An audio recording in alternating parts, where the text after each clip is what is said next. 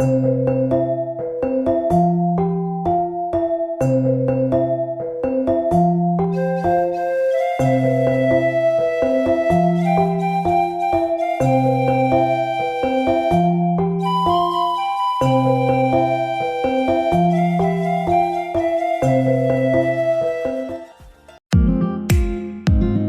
Sobat Biologi, kembali lagi di video pembelajaran kami. Sesuai judul pada video pembelajaran di awal, kali ini kami akan membahas mengenai macam-macam lalapan Sunda. Teman-teman mungkin pernah atau bahkan sering mengonsumsi makanan tersebut kan? Tapi coba kita bayangkan bagaimana makanan tersebut apabila dikonsumsi tanpa mempertimbangkan sisi gizi dan kesehatannya. Salah satu penyebab dari menurunnya kesehatan fisik kita adalah kurangnya asupan nutrisi. Kesehatan merupakan hal yang penting bagi kita. Salah satu untuk menjaga kesehatan adalah dengan mengatur pola makan dan menjaga nutrisi tubuh kita. Lalu bagaimana ya caranya agar nutrisi dalam tubuh kita tercukupi? Makanan yang baik untuk tubuh kita merupakan makanan yang kaya akan nutrisi. Makanan yang kaya akan nutrisi dapat kita jumpai di sekitar kita dan juga dapat kita beli dengan harga yang terjangkau. Seperti misalnya lalapan.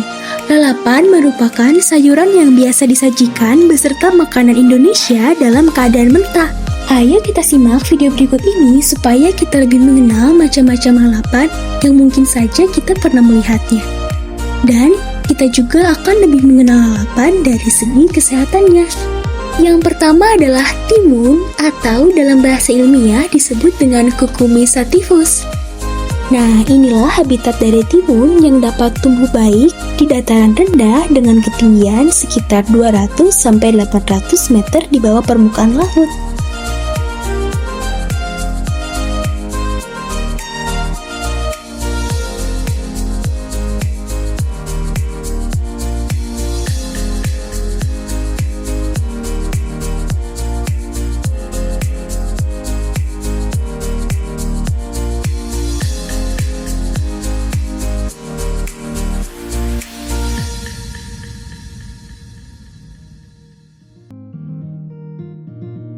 Nah, ini dia ciri-ciri atau karakteristik morfologi yang dapat kita amati dari pohon timun. Pasti teman-teman sudah tidak asing atau bahkan sering mengonsumsi timun kan?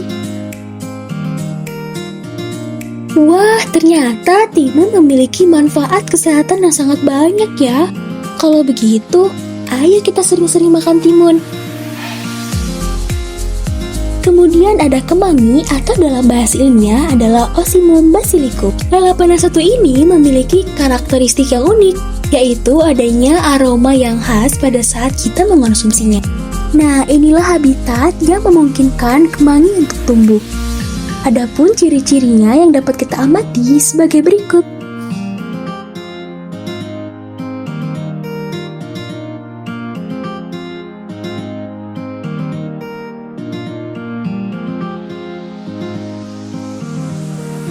Apakah kalian tahu bahwa biji selasi yang kita sering konsumsi berasal dari kemangi? Umumnya selasi sering digunakan masyarakat Indonesia sebagai bahan untuk pembuatan minuman, seperti misalnya dijadikan topping atau bahkan bahan pembuatan dasar dessert. Adapun karakteristik morfologi yang dimiliki oleh kemangi yang dapat kita amati, yaitu sebagai berikut.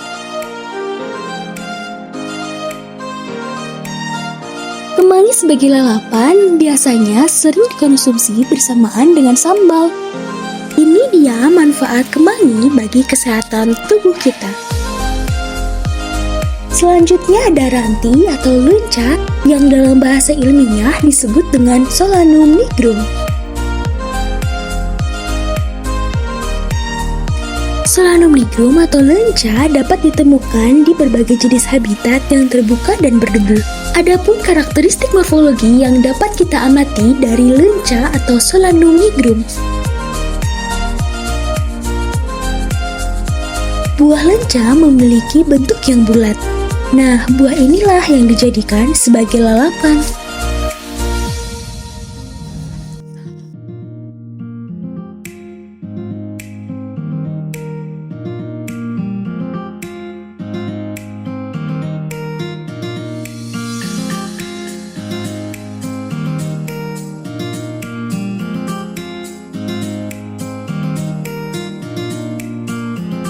Umumnya lenca dapat disajikan sebagai lalapan. Ini dia beberapa manfaat lenca dalam kesehatan. Selanjutnya terdapat daun sentrong atau daun sintrong yang dalam bahasa ilmiah disebut Crassosephalum crepidioides. Tumbuhan satu ini dapat ditemukan di tepi jalan, pekarangan, lahan kosong, dan sawah yang mengering. Adapun karakteristik yang dimiliki oleh Crassosephalum crepidioides yaitu sebagai berikut.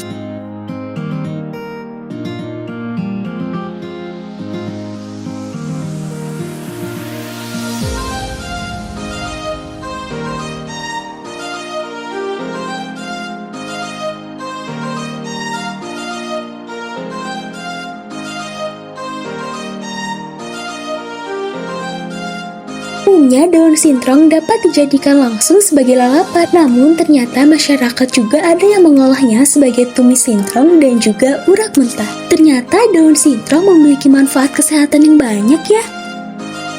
Selanjutnya ada tanaman poh-pohan yang dalam bahasa ilmiah disebut dengan Pilea dinervia Witt. Ini dia klasifikasi dari tanaman poh-pohan.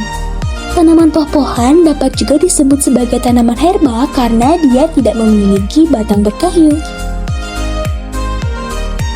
Adapun beberapa karakteristik secara morfologi yang dapat kita amati dari tanaman poh-pohan.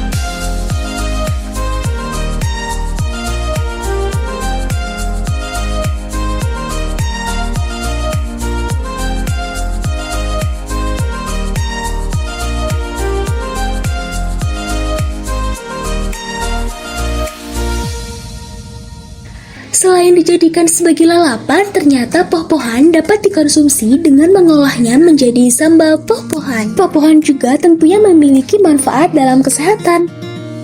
Dan yang terakhir ada tanaman beluntas atau dalam bahasa ilmiah disebut Lucea indica.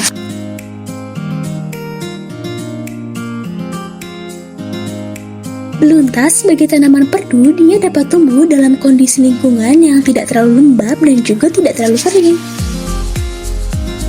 Ini merupakan beberapa karakteristik morfologi atau karakteristik yang dapat kita amati dari tanaman beluntas.